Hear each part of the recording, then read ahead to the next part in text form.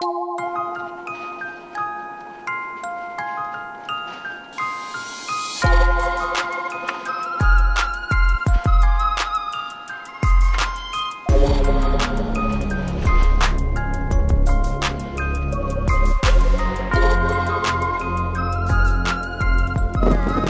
de quitter Tadoussac, je vais vous proposer une petite visite du propriétaire.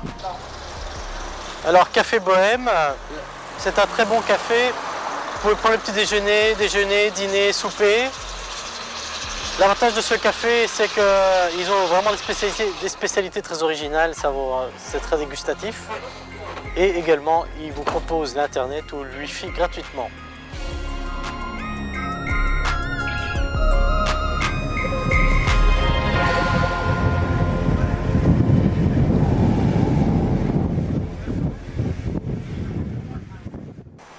Voici la première église de Tadoussac. On vous parlera de l'histoire de Tadoussac un peu plus tard.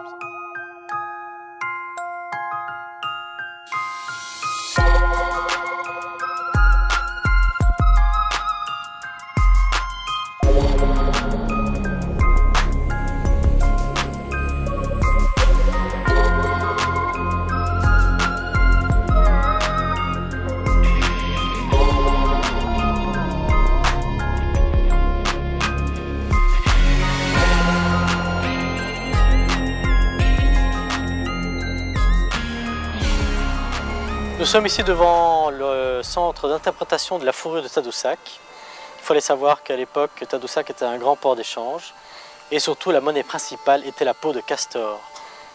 Parce qu'à cette époque-là, la grande mode c'était d'avoir des chapeaux en peau de castor et donc du coup, la peau de castor était devenue une monnaie d'échange très importante. Je vous invite à le découvrir.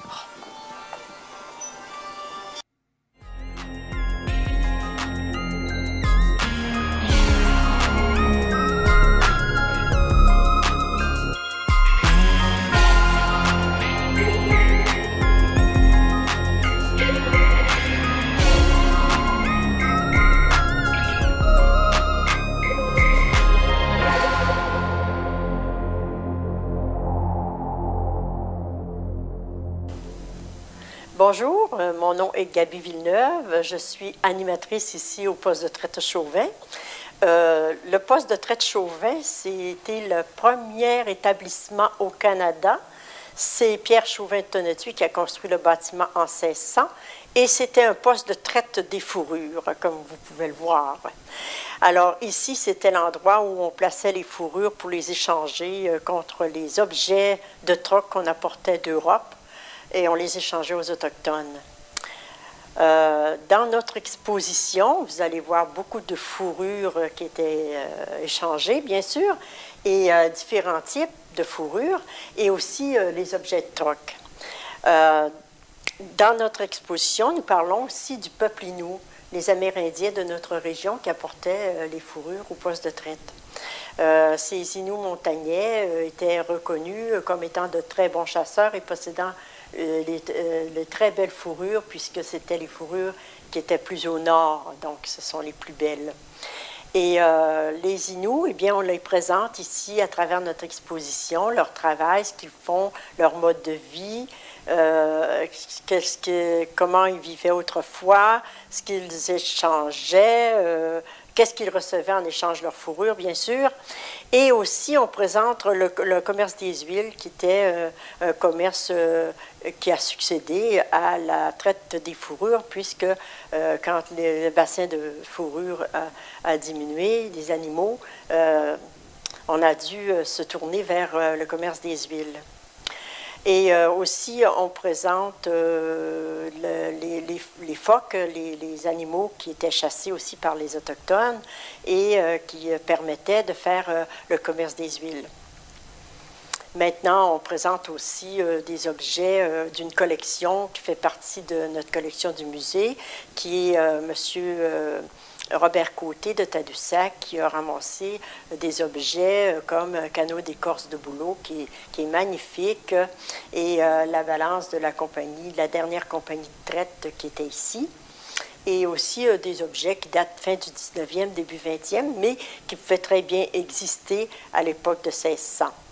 que veut dire Tadoussac, par exemple. C'est le nom qui a été retenu par Champlain, mais pour certains autochtones, ça voulait dire Mamelle. Pour d'autres, ça veut dire là où est l'entrée, parce que c'est à l'entrée du Saguenay. Tadoussac a été très fréquenté par tous les Européens qui arrivaient ici au pays. C'était le premier port d'attache en arrivant au pays.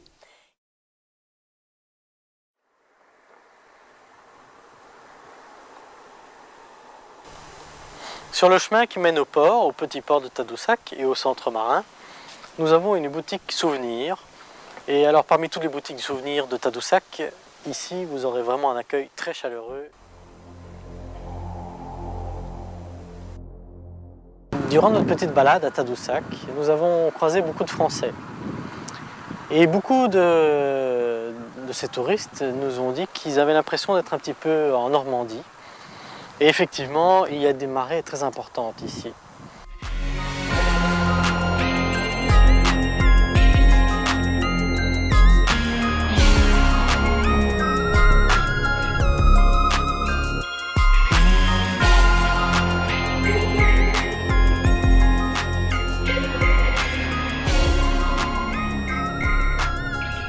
Nous sommes ici au centre d'interprétation des mammifères marins.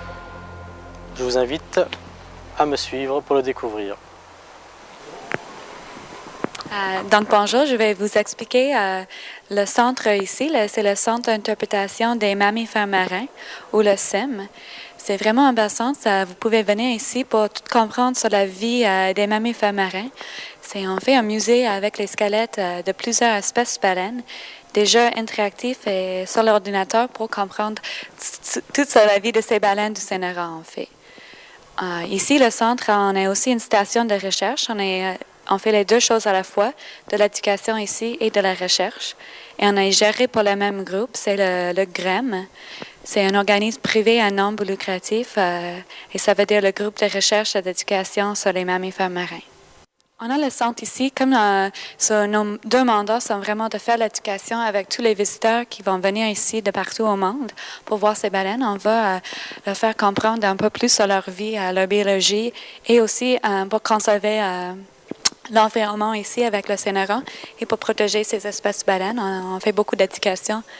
On fait notre organisme, on va souvent dire, on va mieux comprendre pour mieux protéger. C'est vraiment notre mandat ici avec les recherches à l'éducation.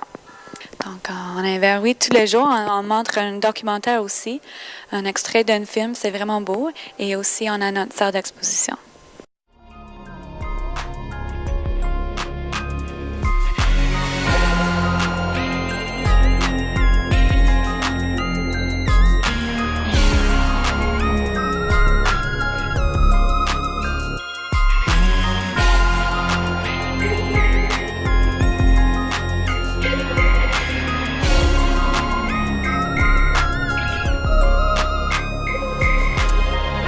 Nous avons choisi cette période-ci de l'année pour pouvoir arriver durant l'été indien. Ce magnifique été indien avec les arbres qui prennent des couleurs magnifiques et un redout de température. Il faut dire que pour les Indiens, la période de l'été indien, c'est cette période de redout après les premières gelées. C'est aussi cette période où les Indiens en profitent pour compléter leur garde-manger pour l'hiver.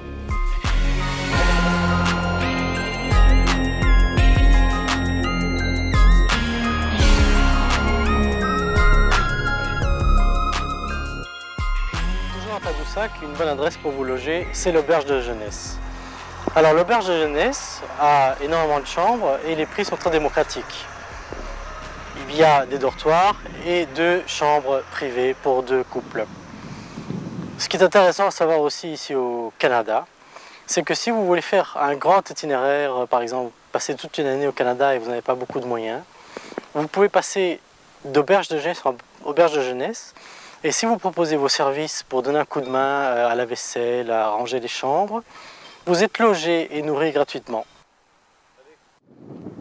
Encore une bonne adresse, alors ici à Tadoussac, pour déjeuner, dîner, souper, c'est le restaurant Le Bateau. C'est un buffet, c'est un prix fixe, plus ou moins 14 $, et vous mangez à volonté. L'accueil est très chaleureux. Leur spécialité, c'est la tarte au vinaigre.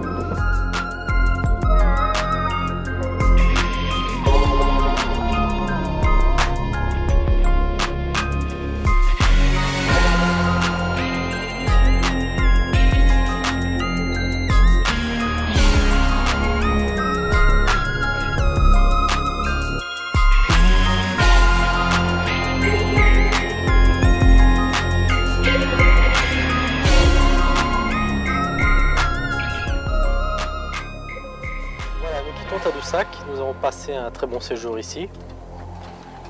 Malgré 2 journées de pluie, hélas, nous avons dû modifier un petit peu notre itinéraire. Nous avions l'intention de nous arrêter à l'île d'Orléans, près de Québec, de visiter 1 ou 2 parcs nationaux, les Grands Jardins ou le parc Jean-Jacques Cartier. Mais nous sommes de toute façon très satisfaits de notre séjour. Maintenant, nous rentrons sur Québec, et puis de Québec à Montréal. Aujourd'hui, à mon avis, on va surtout faire de la route. Demain, on verra si on peut encore visiter quelque chose.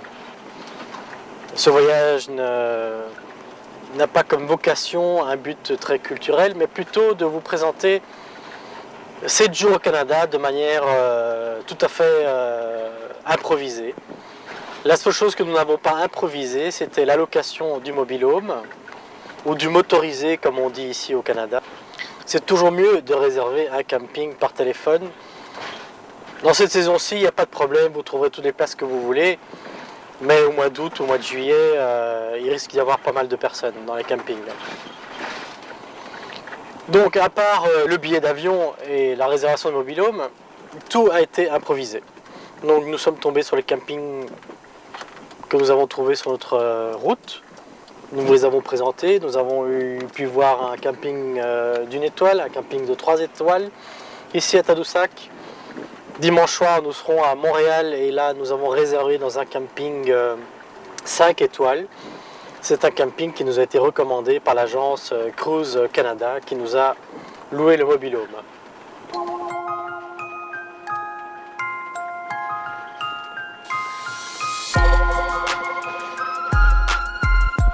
Le ferry est gratuit. Il circule 24 heures sur 24. À plus ou moins une fréquence